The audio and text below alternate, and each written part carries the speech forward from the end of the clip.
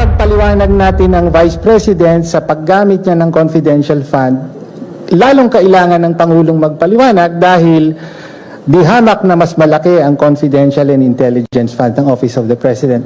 Anjo Iliana kakasuhan na ni Tito Soto. Naku po, eto na nga. Parang kanina lang upload ko, pinangalanan na yung kabit na tinutukoy ni Anjo Iliana. Ngayon, si Anjo Iliana kakasuhan naman na. Naku. Magandang araw po sa inyo mga banateras. Ako po si Banat Girl. Ito po mga banateras, panoorin natin ito at sabay-sabay po tayong mag-react sa comment section. Alright, panoorin na po natin ito mga banateras. Mag-comment po kayo sa comment section at huwag po ninyong kalimutan mag-subscribe, i-like at i-share ang ating video. I am not Filipino for nothing. Mahalin po natin ang Pilipinas. Ito na po. Na tiga Canada na ito ay may pangalang Ilona. So nandun, panoorin nyo na lang kung gusto nyong panoorin. At dito naman tayo sa pagsasampa ng kaso ni Tito Soto kay Anjo Iliana. Mapatungkol dito sa pasabog at matinding revelasyon dito sa box reveal sa kabit ni Tito Soto.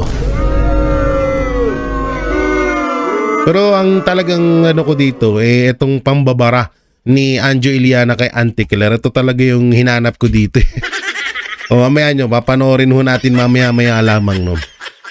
So syempre, maiba naman tayo bago muna tayo mapunta doon. Dito muna tayo mapunta sa sinabi ng isa sa mga artista na si Dennis Trillo na sana dinonate na lang natin yung mga binayad natin sa tax. Totoo naman, no? Oo, ba't kaya hindi na lang ibigay natin kay Pangulong Duterte? Ay, Pangulong Duterte, kay Pangulong Marcos, no? Halimbawa, magbabayad tayo ng tax. Dapat inaabot na natin rekta kay rekta na sa bank account ni Marcos Jr. O kaya ni Martin Romualdez, no? Para maganda. 'Di ba? Dapat ganun na lang gawin natin eh. Dapat ganun na lang gawin natin. Pag nagbayad tayo ng tax, irekta na lang natin sa bank account ni Martin Romualdez, ni Saldico, at ni Pangulong Marcos Jr. Yun na lang siguro gawin natin.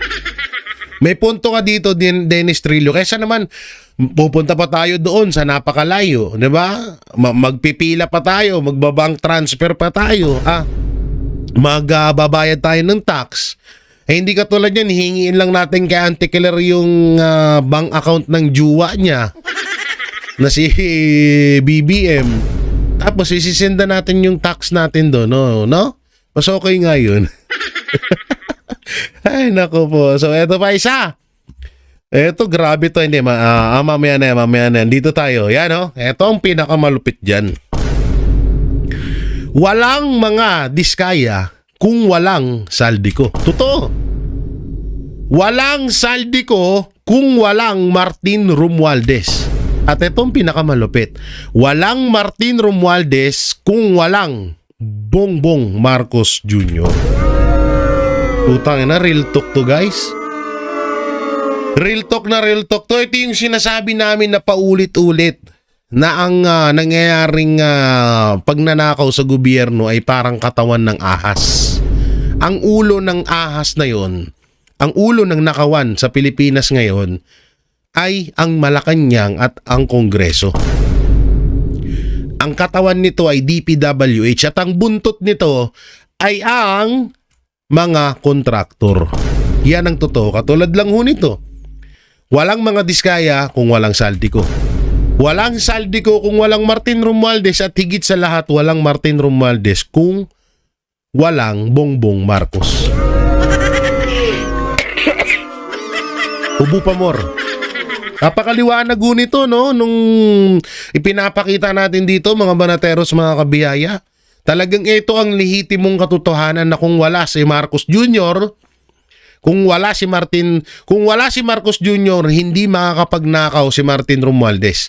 Kung wala si Martin Romualdez, hindi makakapagnakaw si Saldico. At kung wala si Saldico, hindi makakapagnakaw si Diskaya. Sino kaya gumawa nito? Ang galing nito, palakpakan natin ha. Ayos to ha. O kayo ba mga banateros? Hindi ba sumasang-ayon ba kayo dito sa litratong ito? Ako, 101%. Sumasang-ayon po ako dito, motherfucker. At eto ba, meron ba tayo dito? Eto, sabi niya, hanggang ngayon, madalas pa rin akong nakikipag-usap sa aking ama. Ay, grabe ka na talaga, Marcos. Ang lakas at toyopak mo. Ang lakas at toyopak ni Marcos. Nabiruin mo ha. Meron siyang video. Ay, naisin ko ba rito? Wait lang, titignan ko ha. Sana nandito pa sa ano ko. Sana nandito pa sa cellphone ko. Puta na. Guys, tawa ako ng tawa. Tawa ako ng tawa na parang ang nangyari, gusto niyang mag-adjust yung bagyo sa atin. Gusto niya na magkaroon ng schedule yung bagyo kapag papasok sa Pilipinas. Sabi ko, anong klaseng utak ka meron? Wala na ata, nabura ko na. Sayang, pero sinabi niya talaga yun, guys. Mga banatero, sinabi niya yun. Na dapat daw, eto daw kasing bagyo ngayon, wala na daw schedule pag pumapasok sa bansa natin. Putay na, kailan ba nagkaroon ng pag-asa nga walang schedule eh. Pag-asa nga hindi alam kung kailan pumapasok ang bagyo. 'Di ba? Hindi nila alam kung kailan o anong oras. Tangina, ikaw gusto mo magbigay ng schedule yung bagyo sa iyo. Lakas ng tama mo, pre. Ang tindi mo.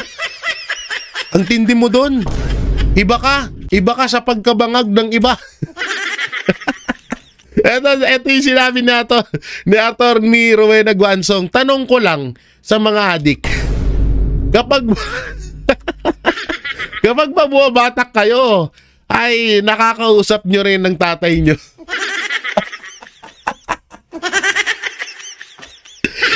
Ay, gago ka talaga, Atty. Rowena Guanson.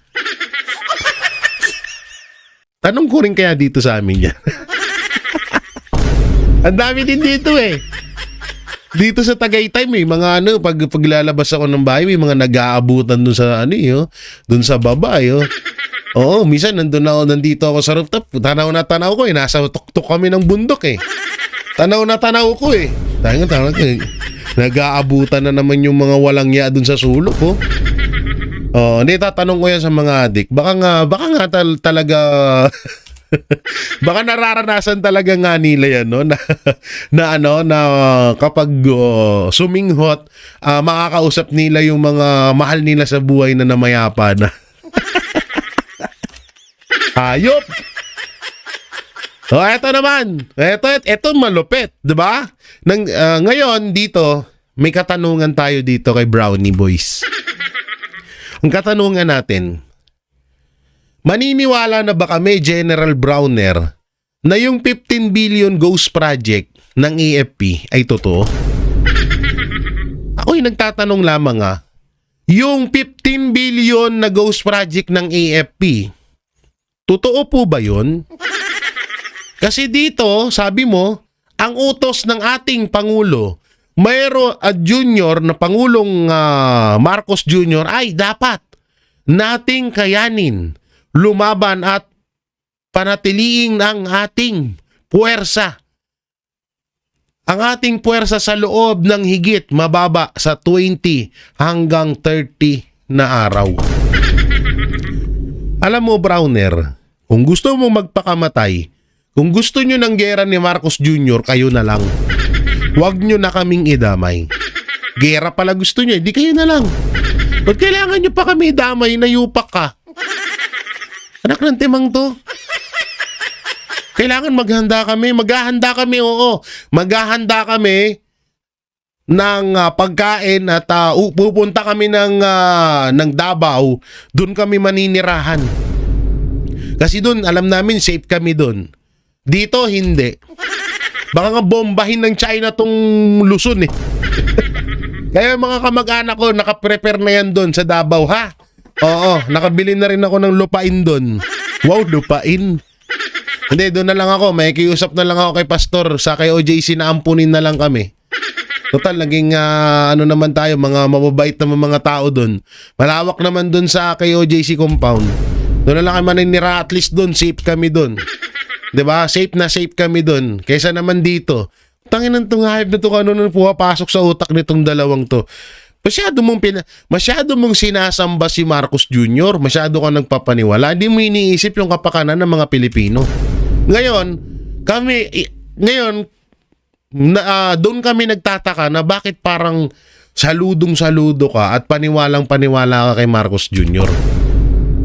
Totoo ba yung yung 15 billion ghost project ng AFP? Tanong lang.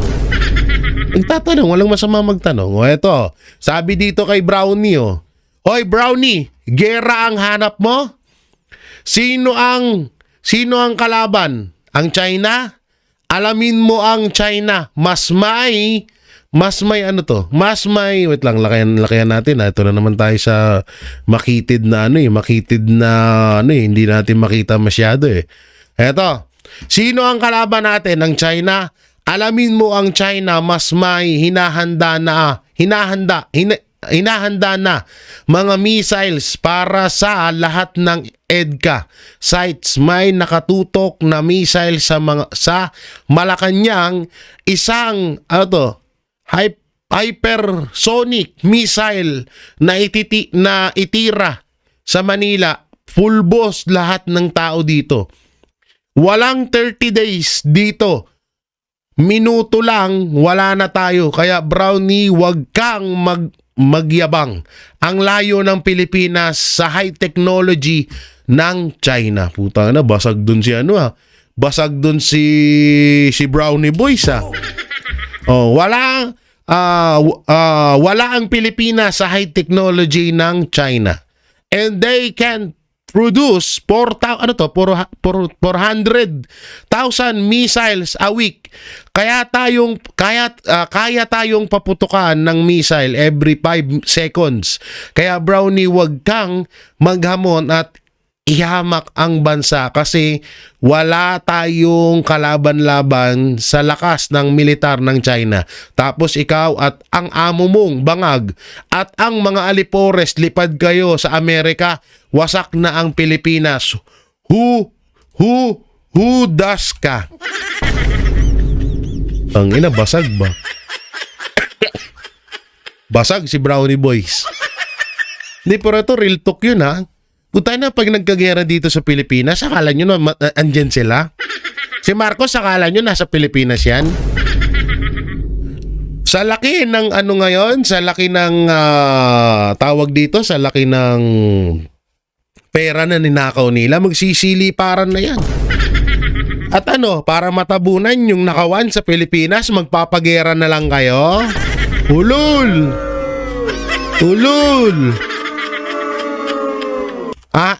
Ihikayatin nyo ang China na maggera ang Pilipinas at China, aasarin nyo ang China para para matabunan nyo yung nakawan dito sa Pilipinas. Kasi kapag nagkaroon ng gera, wala na tong issue sa nakawan ng flood control, tandaan nyo yan. Kaya tigil-tigilan nyo kami wag ganun Putang na, kung gusto nyo magpakamatay kayo, ipunin nyo lahat ng adik sa Pilipinas, ilaban nyo sa China. Kaming mga matitinong tao, wag nyo kaming idamay dyan. Siraulong tong mga to. Gago ka ba? Wala, imbis na nananahimik yung mga buhay namin, gusto nyo magkagera. Hirap na nga yung tao sa bilihin sa taas ng bilihin Magigera pa. Hindi nyo nga masolusyonan yung corruption What if pa pagtapos ng gera, masusolusyonin nyo na ibalik sa dati ang Pilipinas? Gago ba kayo? Gago ata kayo eto na, dito na tayo sa topic natin, Pang pang TikTok.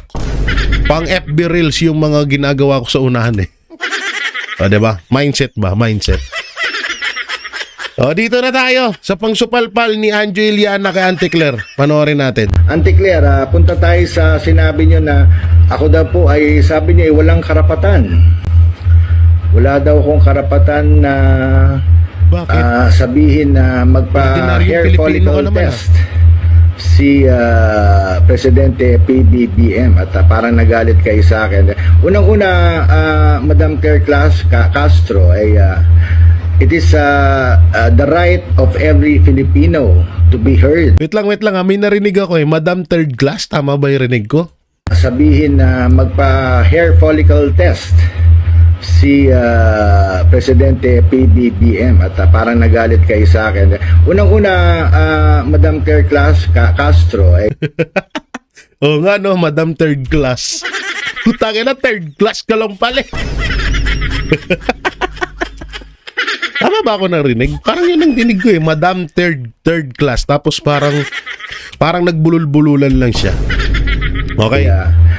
it is the right of every Filipino to be heard. Diyan sa gobyerno, it is our right na pakinggan niyo po kami. Yung sa akin lang naman is a simple suggestion, Attorney Claire. Hindi po ako nakikipag-away kasi alam niyo, Attorney Claire Castro, manood po kayo ng mga lumalabas sa social media. Anong lumalabas? Lumalabas po na ang dami nagsasabi na yan, bangag-bangag daw po ang ating presidente. Bilang ordinary citizen, ako naman po yung nagsuggest lang na gawin niyo na yung hair follicle test para to prove, to disprove dun sa mga accusations kay Presidente. Pinagtatanggol ko nga si Presidente dito kahit BP Sara ako, pinagtatanggol ko si Presidente Marcos dito kasi po nakakairita na sa tenga, nakakahiya na sa ibang bansa na meron silang notion or hinala na baka nagagamit ang presidente natin. With that hair follicle test, that will disprove every accusation, every hinala na gumagamit ang atin na presidente. Ang ganda nun, palakpakan. Ang ganda nun sinabi ni Anjo na yun. Dito ko siya kakampihan. Oo, dito ko siya kakampihan sa sinabi niya kay Auntie Claire na talagang alam mo yun na kailangan niyang patunayan sa taong bayan at sa sarili niya na mali yung mga binibintang sa kanya. Diba? Tsaka totoo yun, nakakahiya. Sa totoo lang, nakakahiya tayo sa ibang bansa. Biruin mo ang ibang bansa, ang tingin kay Marcos Jr. is drug addict. Na hindi mapatunay-tunayan ni Marcos Jr. na hindi siya addict. No, hindi mapatunayan ni Marcos Jr. na hindi siya addict. Ayaw niya magpa-hair follicle test. Ewan ko, baka pag nabunutan siya ng buhok, para siyang si Samson na manghihina. Ganon siguro. Ganon siguro yung epekto kay Marcos Jr. pag napuputulan ng buhok. Siguro pag nagpapagupit si Marcos Jr. sa barbero, inuuwi niya. Inuuwi niya yung buhok. Kasi baka i-hair follicle test Hindi kaya gano'n, no? Simula nung na-issue si Marcos Jr., puta na, ginto pala buhok niyan Ginto pala buhok ni Marcos Jr., no? Masarap kumuha ng isa, tapos ibenta mo, tapos hair follicle test mo kay Marcos Jr. yan. Alam nyo, dito sa opinion ni Anjo Iliana, wala akong masama doon. At kahit naman din sinong mga ordinaryong Pilipino, basta ikaw ay Pilipino, wala pong kung masama na mag-suggest ka na magpa-drug test or magpa-hair follicle test etong si Marcos Jr. Una-una, bakit ba naging presidente si Marcos Jr.? 'Di ba? Dahil sa pamamagitan ng boto ng taong bayan. Kaya yung bumoto sa kanya is may kahilingan na magpa-hair follicle test siya, dapat niyang gampanan yun para matapos na yung issue na to. Kahit din naman din kami, Banateros Brothers, na rin kami na naiirita na rin kami na paulit-ulit na maririnig namin bangag. Hindi nga matatapos yan hanggat hindi pinapatunayan ni Marcos Jr. na hindi siya drug addict. At eto pa ang katanungan dyan. Auntie Claire, ano ba ang sapat na ebidensya mo na bakit galit na galit ka kapag inuutusan ng isang tao na magpa-hair follicle test etong si Marcos Jr.? May sapat ka bang ebidensya na hindi talaga addict si Marcos Jr.? Paano mo nalaman?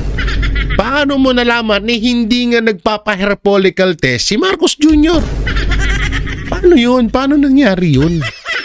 Auntie Claire, ano ba? Tama na yan! Hindi, jowa mo ba? Ate Claire, yung totoo, ikaw ba talaga ang tunay na kabit ni Marcos Jr.?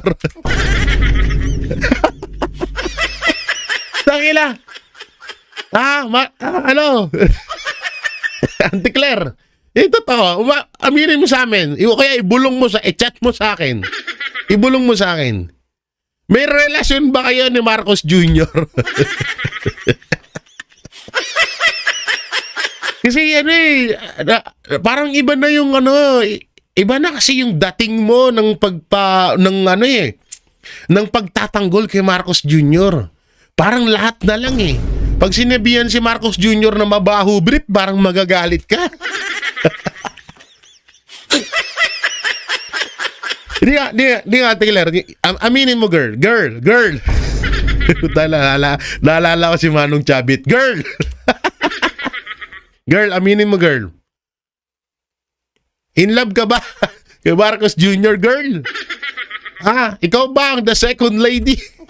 Putang na, first time in history of the Philippines yan na ang presidente ay hindi lang na siya ay hindi lang may first lady kundi may second lady ba? Ikaw ba ang second lady ni Pangulong Bongbong Marcos? Wala naman yung problema, di ba? Kung aaminin mo sa amin. Ika nga ni Tatay Digong, kung ano bang gagawin mo dito sa dala-dala mo, hindi naman to ditanggal. Di ba? Kung napapamahal ka na kay Marcos, wala namang problema. Di ba? Wala namang problema yun kung talagang parang tawag dito, na nahuhulog na ang iyong kalooban kay Marcos Jr. Hindi kami hahadlang doon. Baka nga masuportahan ka namin at baka kayo pang dalawa ang tumalo sa history at sa kasaysayan ng Aldab.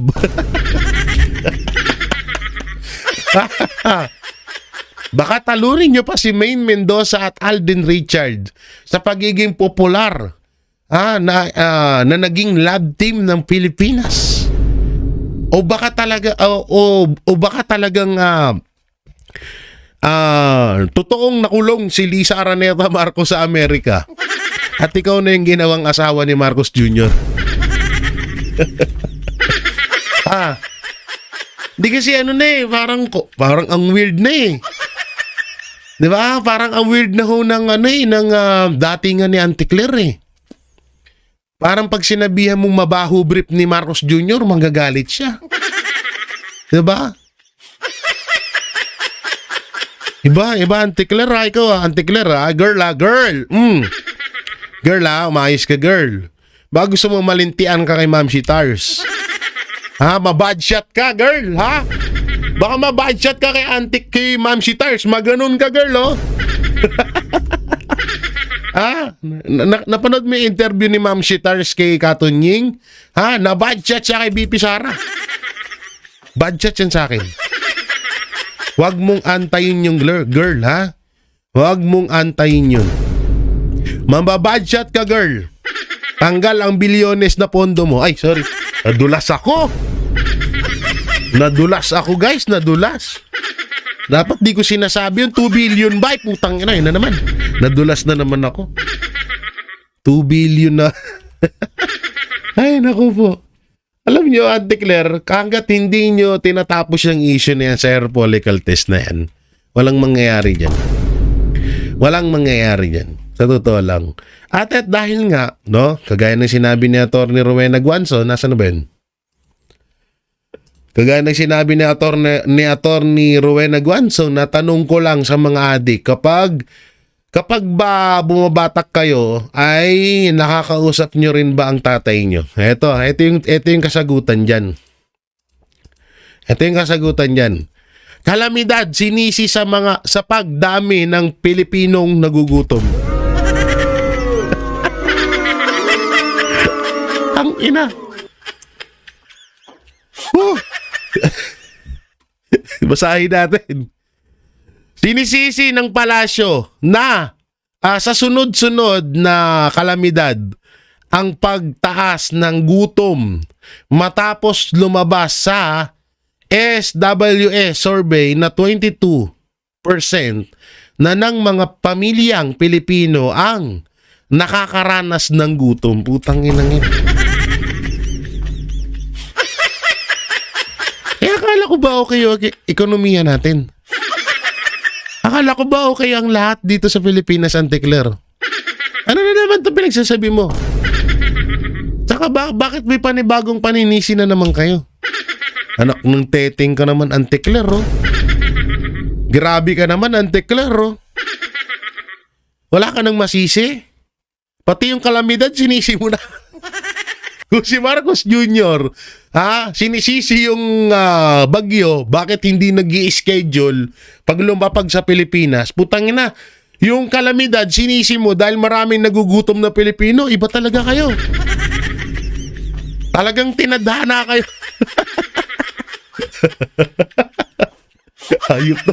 Hayop tong dalawa na to, no? Tandem na tandem ang puta. Ay, tandem na tandem no? Talagang swak na swak isang utak. Iisang bisyo. Puta na, tandem talaga kayo. Bagay talaga kayo na magmahalan hanggang sa walang wakas.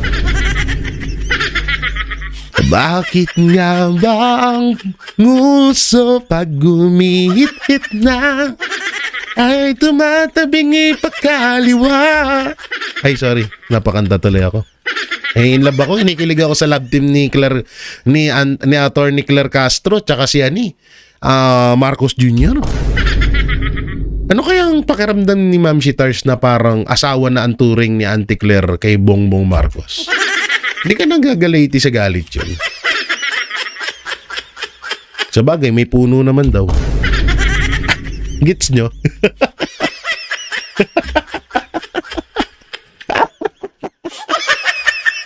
Hindi naman magagalit si Ma'am Shitars. Ma'am Shitars dahil may puno naman. Ay, asan na yun? Asan na yun? Ay, eto. Panoorin natin. Oo, na maaaring makasuhan si Anjo Iliana. Media ang mga pasabong ni dating Eat Bulaga host Anjo Iliana. Mas maganda siguro dito tayo. Yan.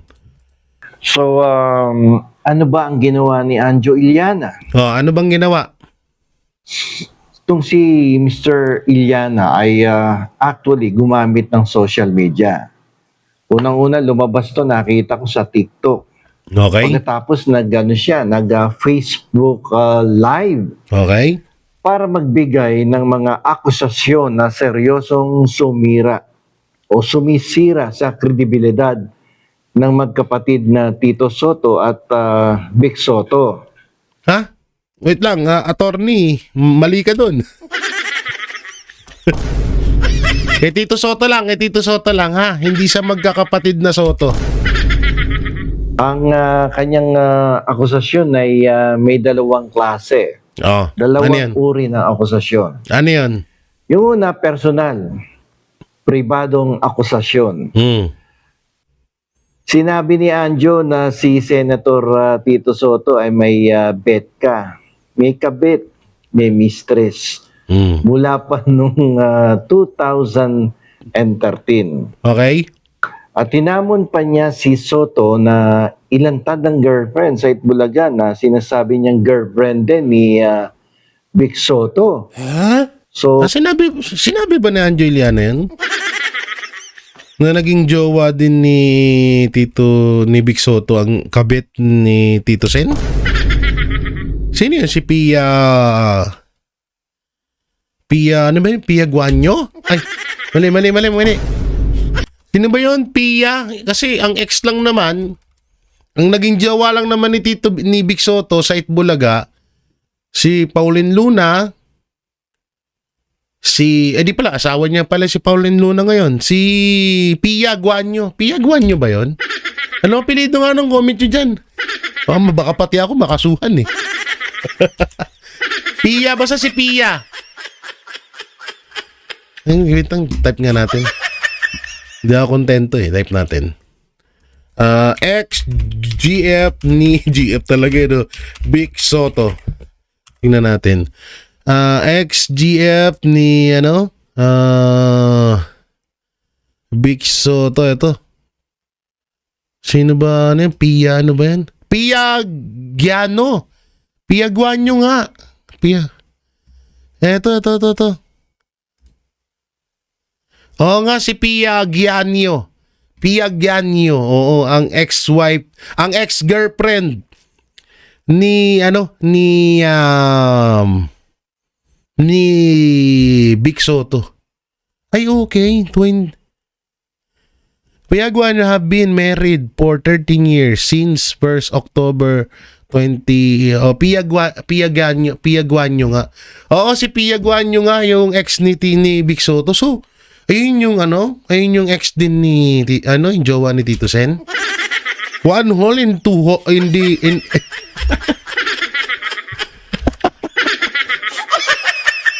one hole in the two hot dogs. Sorry, bastos ang bunganga mo, J. Guevara. One hole in the two hot dogs. So, lumalabas itong Bagong title ng movie yun. magkapatid na nag-share ng kanilang girlfriend na nando doon sa loob ng Itbulaga. So, mukhang hindi maganda. So, ano ang ibig sabihin nito? Ano ba? Tagal eh. Paratang ito ng matinding imoralidad at pagtataksil sa asawa. Okay? Aba, binaril pa. Ito ang mga may pagbaril ka paratang pa. na tumatama. Hindi lang sa mga Soto, kundi pati na rin sa kanilang mga may bahay. Okay.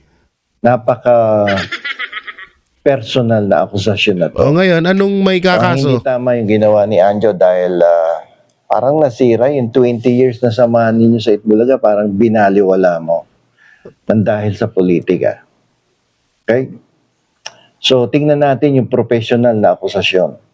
Nang dahil sa politika. Sinabi ni Anjo, Bakit attorney? Attorney kasi itong nire-reaction natin.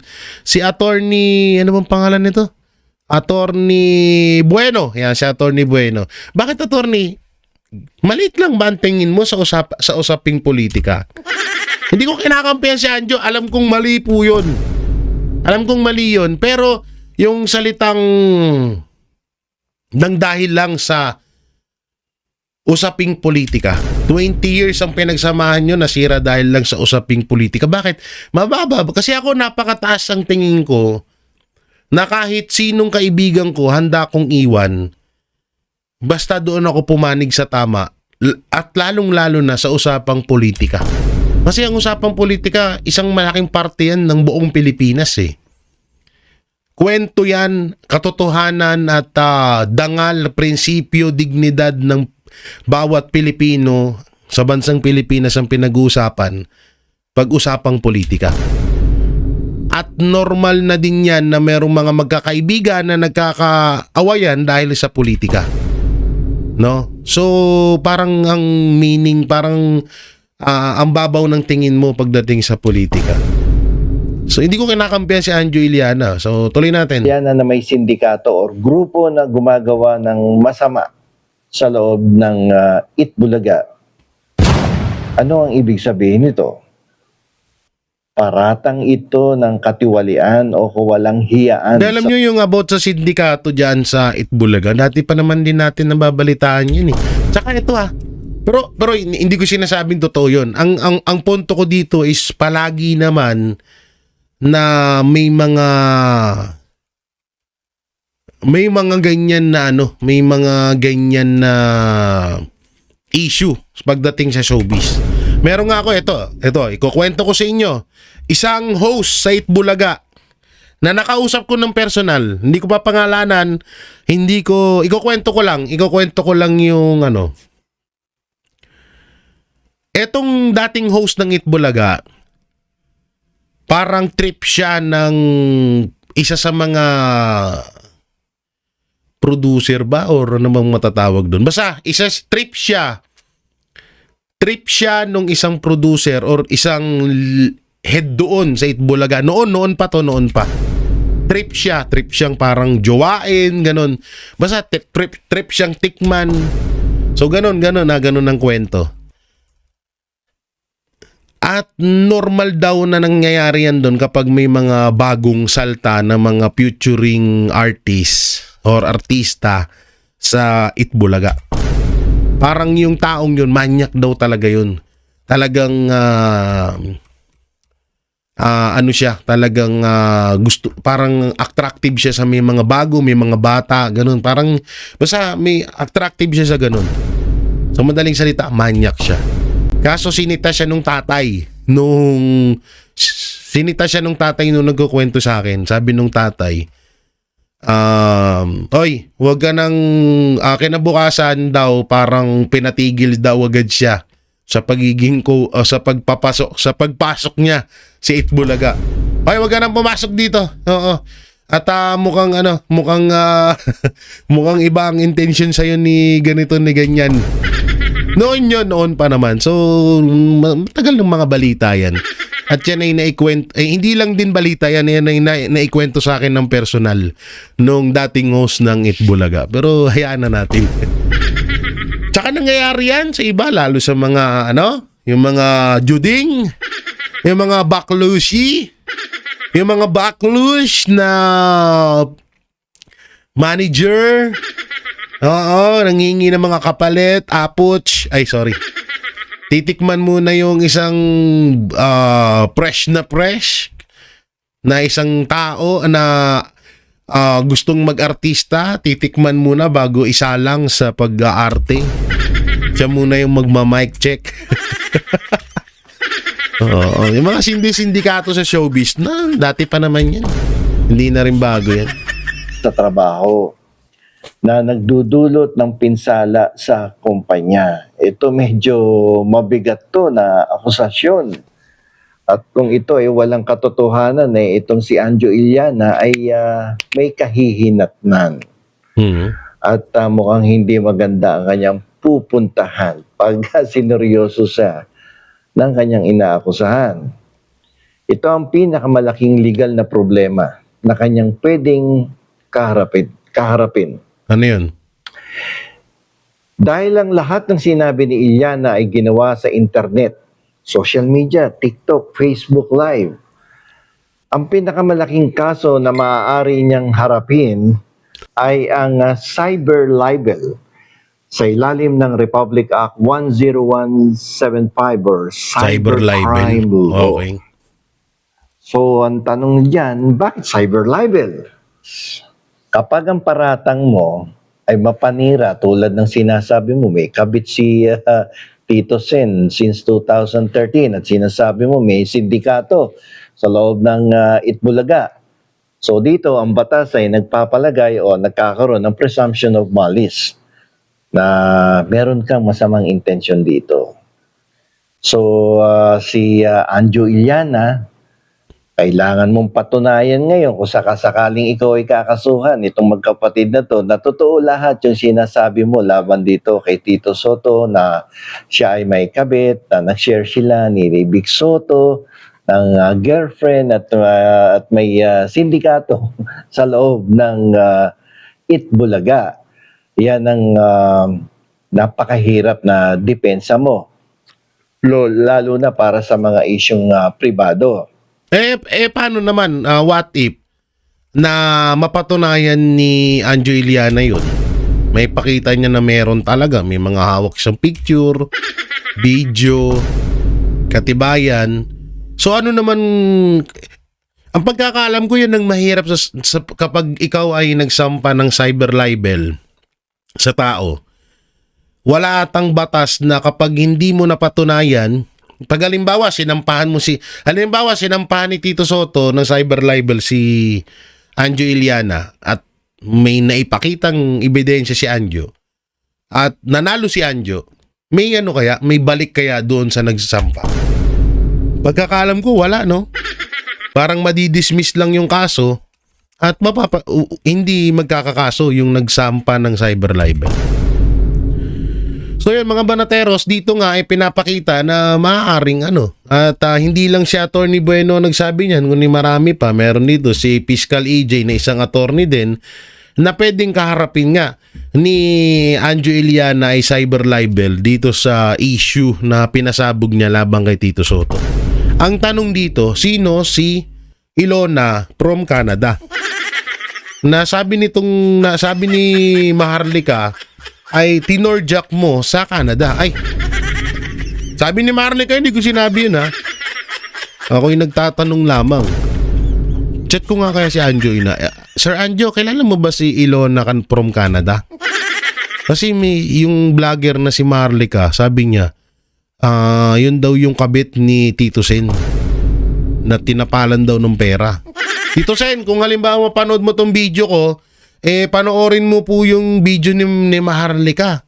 Oo, sabi niya ho kasi yun daw yung kabit nyo. Naku po, Tito Sen, fake news. Baka mamaya fake news po yun. Ako'y nagtatanong lamang kung totoo po ba yun ha. Mamaya ako naman yung pag-initan nyo. Ay, so kung makakasuhan man si Anjo, kayang-kaya naman ni Anjo sa tagal na naging artista yan, may pera din niya mga yan. No?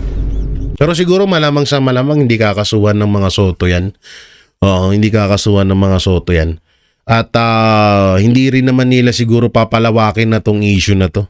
Oo, baka lang talaga nagkaroon ng tampuhan etong si Tito Soto at Anjo Iliana kaya humantong na sa ganito. Ngayon, kung totoo man na may kabit talaga si Tito Soto, sa totoo lang hindi na po bago yan sa mga politiko eh. Hindi na rin bago yan sa mga artista. Una-una, may mga pera yung mga yan. May mga impluensya, malalakas ang kapit, di ba? Malakas ang kapangyarihan sa gobyerno, malakas ang kapangyarihan sa showbiz. Maraming connection. So, hindi lang naman din si Tito Soto ang may kabit kung totoo man yan ho ha. Halos lahat naman ho ata dyan sa gobyerno may mga kabit-kabit yan. Lalo na yung mga bilyones yung nanakaw sa kaban ng bayan, puta ng daming kabit yan. Meron nga akong kilalang senador eh. Ay, sasabihin ko ba to? Wag pala. Wag na pala. Baka mapagalitan ako. Baka mapagalitan ako. Oo. Sabi, oy, gago ka. Huwag mo sinabi. Blind